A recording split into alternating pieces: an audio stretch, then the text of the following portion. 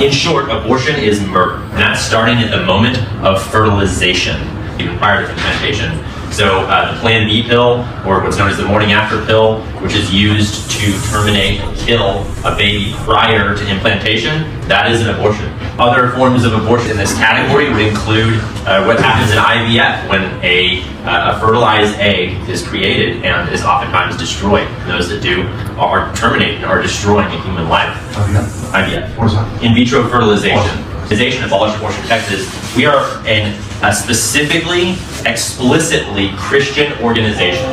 What gives human beings our objective, eternal value is that we are made in the image of God. Preborn are being taken to death, and they're being willingly taken there by their own parents. They know it's a person. They know it's a baby. They just say, well, that's violating my personal autonomy. Yeah, it's a human. I can kill a human. It's right in these circumstances. We have a whole bunch of candidates who are running today who have expressed their willingness to support abolition as well. I'm very excited about the upcoming session.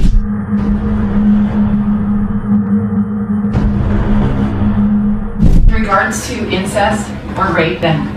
We would never endorse or be okay with abortions in the instance of incest or rape.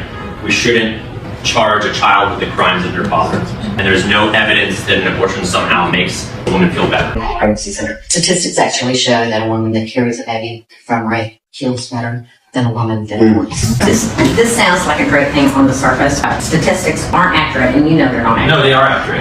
No, they're not accurate. They're not accurate. And No, they're probably higher. They're probably much higher is what I'm saying. Okay. Hospitals now, when they go in there and they're saying they're having a miscarriage, more than likely they're having an abortion. Yeah. And they're saying they're having a miscarriage. So we're not treating the root problem. When we go right down to it, it is murder. I understand your reluctance to call women who get abortion murderers, right? You're in a service where you're trying to help those women. I am. And that's very important. And I've spent a lot of time, not at pregnancy resource centers, but at abortion centers doing sidewalk advocacy. I've seen these women. These are real human beings. Their lives don't matter more than the babies they're killing. Oh, I agree, 100%. It's very similar to the issue of slavery. Right? There were a million reasons that people had not to make slavery illegal. And eventually it was made illegal. It was fine.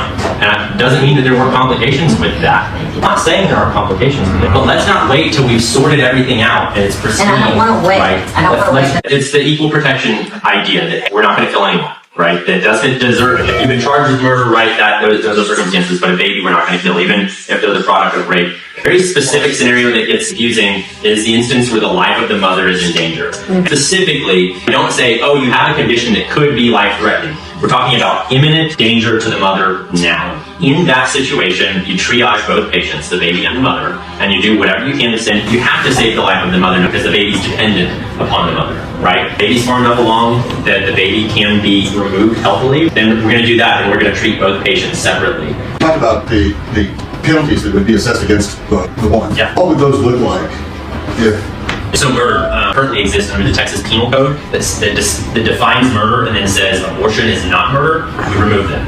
And that's it. Case where someone helps plan it, etc. They're all involved. And all the doctors will be charged for sure. Yeah. Yes. I totally agree with everything that you have presented. I mean, I don't disagree with anything.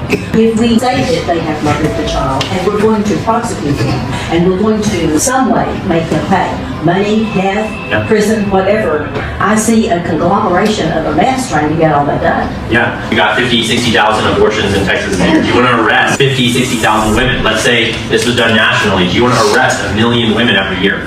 No. I don't want any women to have abortions. And the good news is that when you treat abortion like murder, that we should expect it to decrease significantly. Because this is God's word. This is what he said. Yes. And it's the right thing to do. You need to hold everyone accountable. And I agree with everything that you said. I'm absolutely on board. Okay, let's talk about minor women. The Bible assigns responsibility for that woman in the father's household to the father. Right. Yes. So what do we do in that case? And so yes, the father's responsible. The father is responsible for raising their family well. That doesn't mean that we're going to charge a father with murder that the woman gets an abortion. That would not be. So then what do you do with that minor woman? Just allow the justice system to take that up? I think what he's advocating for is equal protection. The laws are already structured for a minor who commits murder. Yeah. And so they simply fall into the same category. Exactly. And we can stop it. We don't have the federal government with their thumb on us saying abortion has to be legal. See, we have Roe v. Wade. What I'm not looking for is consensus. If we can get the people in the House and the Senate to do their jobs, and thankfully a lot of those folks who don't really want to be real Republicans are going to get replaced in this next election. More optimistic than I've ever been before. If we can get it done next session, that would be nice.